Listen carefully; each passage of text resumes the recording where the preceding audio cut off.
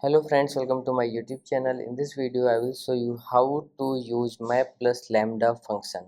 Okay, here I have a list of prices, list of quantities, and now I want to multiply row by row without using helper column or dragging formulas.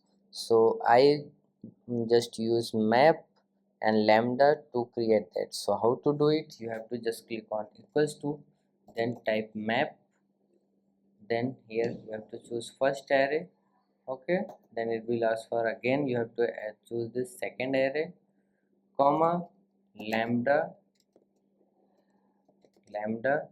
Okay, then p q, comma, p into q, bracket close and again close. Okay, just click on.